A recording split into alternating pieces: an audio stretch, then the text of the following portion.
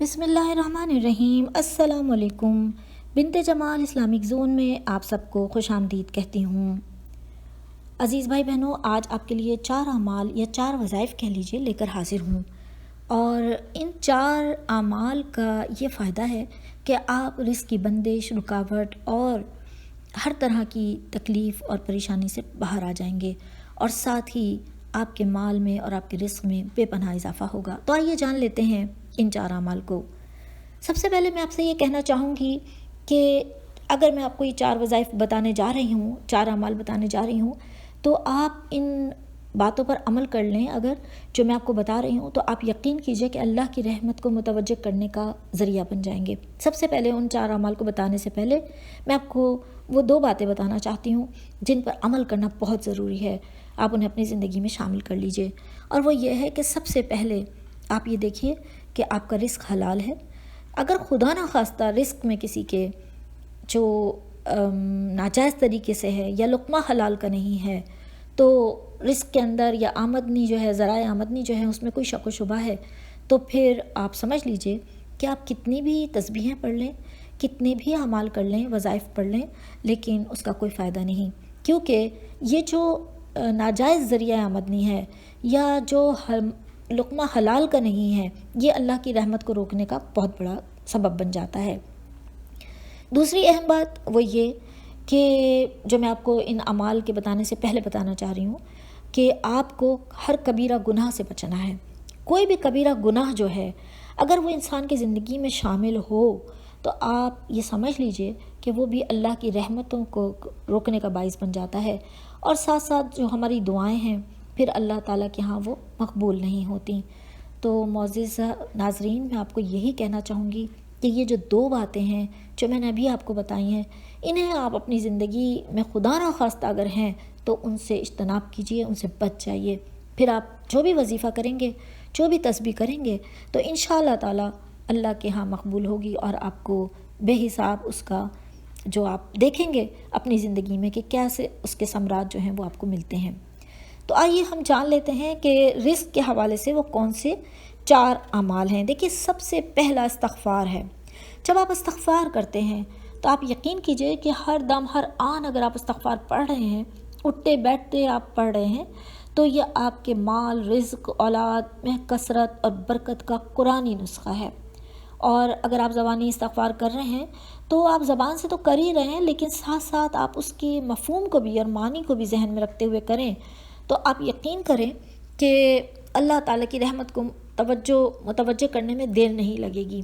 ساتھ ساتھ میں آپ کو یہ بھی بتا دوں کہ جب ہم کوئی بھی وظیفہ کرتے ہیں یا کوئی بھی اللہ تعالیٰ کا نام لیتے ہیں یا استغفار کرتے ہیں، تو ہمارا پورا وجود جو ہے اس کے اوپر اس کے اثرات مرتب ہوتے ہیں، تو اللہ تعالیٰ کی رحمت بھی متوجہ ہو جاتی ہے۔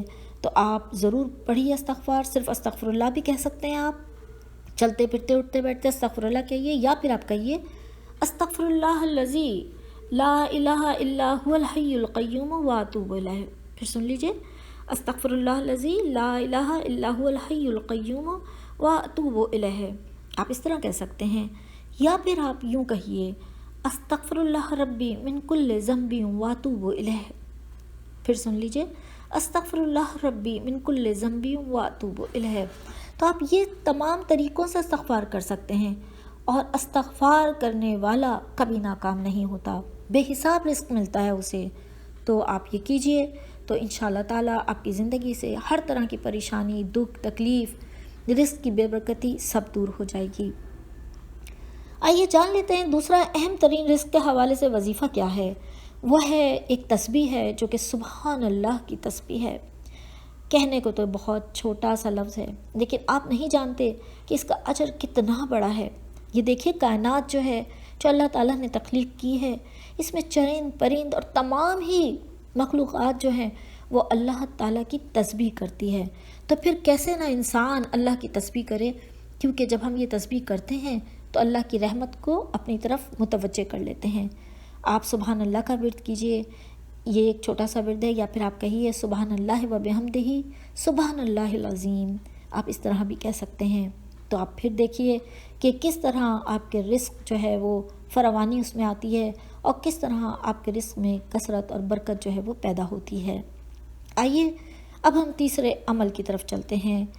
آپ یاد رکھیے گا کہ جو تیسرا عمل میں بتانے جا رہی ہوں وہ عمل ہے جس سے آپ اللہ کی رحمت بالکل یعنی دیکھتے ہی دیکھتے آپ کو اندازہ ہوگا کہ کس طرح آپ کے مسائل جو ہیں وہ خود بخود حل ہونے شروع ہو گئے۔ اللہ تعالیٰ نے خود حکم دیا ہے کہ نبی صلی اللہ علیہ وسلم پر درود بھیجو۔ اللہ تعالیٰ نے کہا کہ بے شک اللہ اور اس کے فرشتے نبی صلی اللہ علیہ وسلم پر درود بھیجتے ہیں، تو اے ایمان والو تم بھی حضور صلی اللہ علیہ وسلم پر درود اور سلام بھیجا کرو۔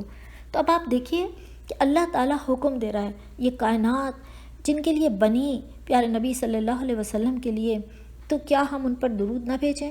اب ہم درود جب بھیجتے ہیں تو اللہ تعالیٰ جو ہے ہمارے درود کو قبول بھی فرماتا ہے، اور جب ہم درود بھیجتے ہیں تو حضور صلی اللہ علیہ وسلم پر درود بھیجنے کے نتیجے میں ہم پر رحمتیں جو ہیں وہ آنے لگتی ہیں، اور رحمتوں کے دروازے کھل جاتے ہیں، رکاوٹیں اور بندشیں ختم ہو جاتی ہیں۔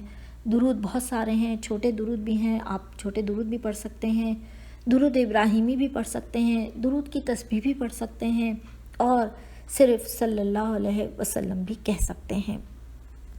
یہاں میں آپ کو ایک بات اور بتانا چاہوں گی درود کے حوالے سے ہی، کہ جب بھی کبھی حضور صلی اللہ علیہ وسلم کا نام کہیں بھی سنیں یا پڑھیں تو فوراً کہیے صلی اللہ علیہ وسلم۔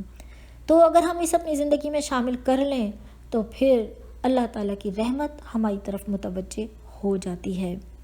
آئیے اب ہم آخری اور چوتھے عمل کی طرف چلتے ہیں جو ہمارے رزق میں فراوانی کا ذریعہ بن جاتا ہے، اور وہ چوتھا عمل ہے جس کے متعلق بعض صحابہ کرام خصوصاً سیدنا عبداللہ بن مسعود رضی اللہ عنہ تعالیٰ سے منقول ہے کہ فقر و فاقہ سے بچاؤ اور مال کی کثرت اور برکت کے لیے روزانہ سورہ واقعہ کا پڑھنا کفایت کرتا ہے۔ سورہ واقعہ ایسی صورت ہے کہ اگر آپ روزانہ اس کی تلاوت کر لیں تو آپ پر کبھی بھی رزق کی تنگی نہیں آئے گی، کبھی رکاوٹ نہیں آئے گی، اور آپ کے رزق میں فراوانی ہوگی۔ آپ اس کو آزما کر دیکھیں، تجربہ کر کے دیکھیں۔ تمام اعمال جو بتائے ہیں وہ اتنے مجرب ہیں کہ آپ کی زندگی میں اگر وہ شامل ہو گئے تو آپ یقین کیجئے کہ آپ کو کبھی بھی رزق کی بے برکتی کا سامنا نہیں ہوگا، اور دنیا آپ پر فراخ ہو جائے گی انشاءاللہ تعالی۔ آپ نے اگر ابھی تک میرے چینل کو سبسکرائب نہیں کیا تو ضرور کر لیجئے، اور بیل آئیکن کو پریس کر لیجئے۔ آپ کو دینی، اسلامی اور معلوماتی ویڈیوز یہاں سے ملتی رہیں گی انشاءاللہ تعالی۔ میرے لیے دعا گو رہیے گا، میں بھی آپ کے لیے دعا گو رہتی ہوں۔ اجازت دیجیے، اللہ حافظ، اللہ نگہبان، فی امان اللہ۔